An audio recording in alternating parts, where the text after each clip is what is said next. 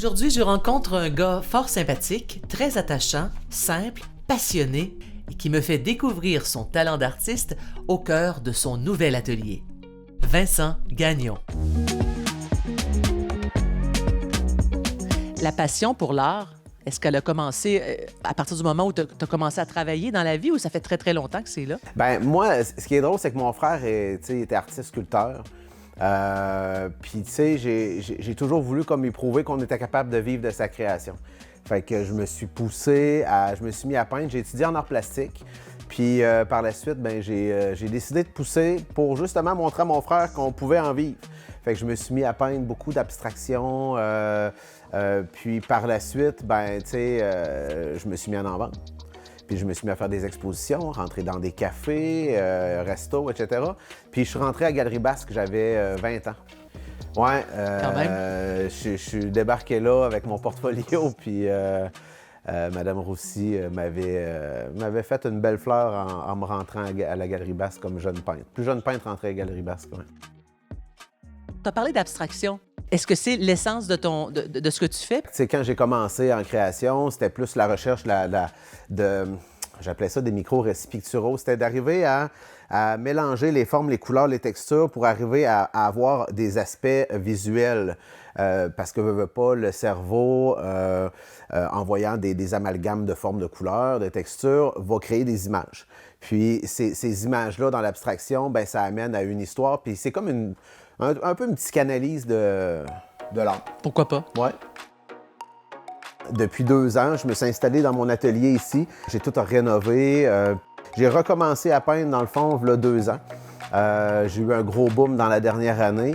Puis là, l'idée d'amener la galerie d'art pour l'exposition éphémère que je vais faire à partir du 21 juin, ben tu sais, ça a tout découlé de ça, de la nouvelle atelier, de la nouvelle production. Puis, tu sais, je suis sorti du cadre de juste de l'abstraction pour amener un peu le figuratif, parce que je faisais quand même beaucoup de portraits. Puis là, j'ai voulu entremêler un peu les deux styles que j'avais, mais dans quelque chose de différent.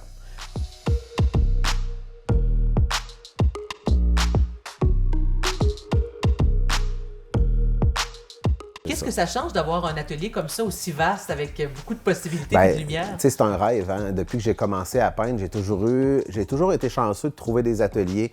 C'est Martin Poirier, qui travaille au Carrefour Jeunesse Emploi, Oui. m'avait offert dans les débuts avec sa conjointe Nadia un atelier dans son sous-sol.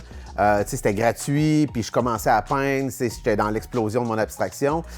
Par la suite, il y a Marc Gauthier, qui avait Silencieux MG à l'époque, qui me prêtait un atelier. Puis là, ça a été une autre sorte de création. Après ça, il me prêtait un autre local qui était plus en avant. C'est l'ancien buffet chinois Winning. T'as été gâté? Aussi, ouais, j'ai été gâté quand même beaucoup par la Avant d'arriver à ton propre atelier, à toi, Ouais. chez toi. Reparle-moi de l'exposition éphémère. Pourquoi une exposition éphémère? Ce sera où? C'est quand? Puis qu'est-ce qu'on va pouvoir faire et acheter et voir là? Bien, dans le fond, l'exposition éphémère, c'est né d'un changement de carrière. J'ai commencé pour la radio en février passé, puis l'ancien local Verpomme était disponible. Puis en m'installant là, j'ai fait crème, pourquoi pas m'ouvrir une petite galerie d'art, voir ce que ça... Tu sais, j'en suis rendu là. Les animaux, j'ai eu un petit creux. Fait que là, je me suis dit, pourquoi je me partirais pas une belle exposition? J'ai toujours voulu en faire une solo. Fait que c'est né comme ça. OK. Fait Tu te gâtes, tu te fais plaisir. Je me gâte. C'est Puis correct, là, ça. je fais ça le 21 juin. Je vais avoir 46 ans. Fait que je me paye un beau cadeau de fête. Comprends donc. Ouais. Absolument, c'est mérité. Fait que ma dernière production, mes dernières 20 œuvres, j'ai mis tout ce que j'avais à mettre. Ça a été des hauts et des bas, mais ça a été vraiment plus de haut dans le sens où quand je finis une toile, je suis comme tellement content, tellement émerveillé de ce que je viens de faire. Des fois, je n'y crois même pas. Tu sais, je me dis, waouh, ça n'a pas de bon sens. Ça vient de sortir de moi. Fait que, tu sais, La confiance, c'est intéressant parce qu'il y a beaucoup de jeunes qui ont du potentiel énorme dans toutes sortes de domaines. La confiance, des fois, manque. C'est ça, je m'en allais te dire. Qu'est-ce que tu pourrais dire comme message à des jeunes présentement, que ce soit en peinture, en musique, peu importe, mais qu'est-ce que tu pourrais leur donner comme message d'espoir? Ben, c'est drôle parce que c'est souvent ce que je dis à mon gars. Mon gars il me dit souvent « Ah, mais toi, t'es bon, papa. » Mais je dis « Ben oui, mais tu sais, j'ai commencé quelque part. » sais, j'étais pas bon, là. Moi, j'étais pas bon en dessin. Je voyais mes chums à l'école qui étaient 100 fois meilleurs que moi.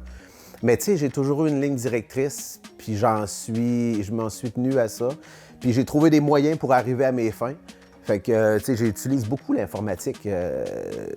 L'informatique est omniprésente dans notre vie, puis l'utiliser pour arriver à ses fins en création, tu sais, dans le fond, que tu prennes le parcours que tu veux, l'objectif, c'est quand tu arrives à ta finalité, puis tu dis, ben tu sais, c'est ce que j'ai créé, je suis passé par ça, pour arriver à cette création-là. Fait que, tu sais, c'est de pas lâcher, puis d'y croire.